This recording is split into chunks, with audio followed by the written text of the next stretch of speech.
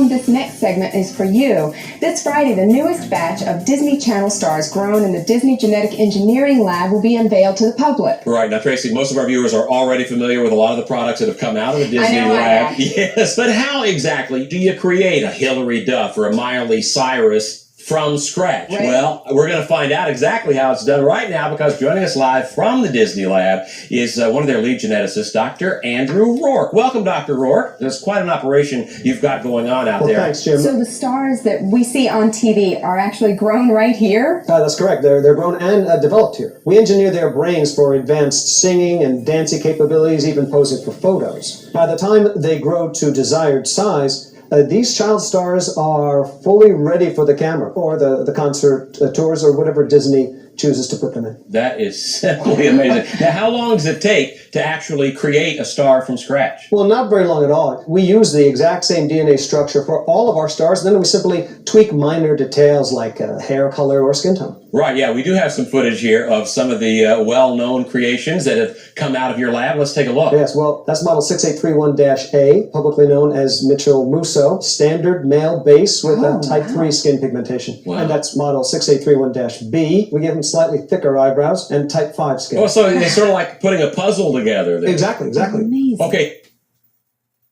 What in the... What? Is anybody else's brain doing fucking flips right now? This made my head hurt when I saw it. They putting it right out there to you.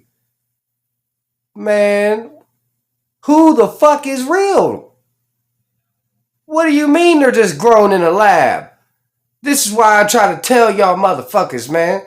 These people, wow, I always knew they were, not just random people, chosen off the damn street. That's a crock of shit. There ain't been a fucking casting call for any major fucking production since God knows when. What? These people are fucking made in a lab. And here we've got some of the images of some of the newest models. We're going to be seeing a lot of these kids in the future. It really looks like you have someone for every kid in America to love it. Did you hear what they just called them? Some of the models.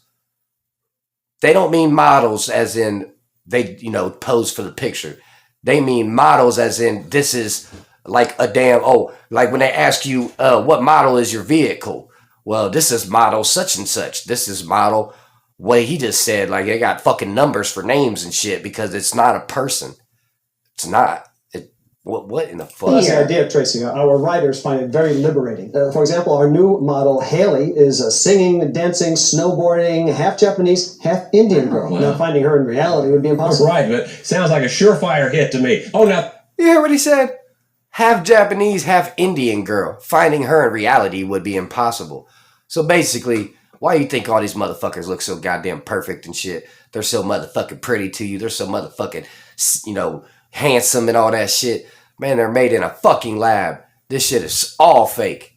now this one's Zac Efron. I've seen him before. Yes, Zach was actually one of our earliest My models. daughters love him. I mean, he looks so real. You hear what he said?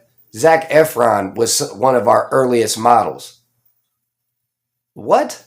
So that tells you about when they started doing this type of shit. Early 2000s. Actually, I think we could have done a better job with Zach. He could show more human tendencies. If you look closely, you'll notice there's a certain deadness around the eyes. I do see that, yes. I'm sorry, it's hard for me to watch because all I see is all my mistakes. Yeah. Oh, he seems flawless to me. Well, he's holding up, but there was a bug in that first batch, and as a result, Zach's skin will soon begin to dissolve.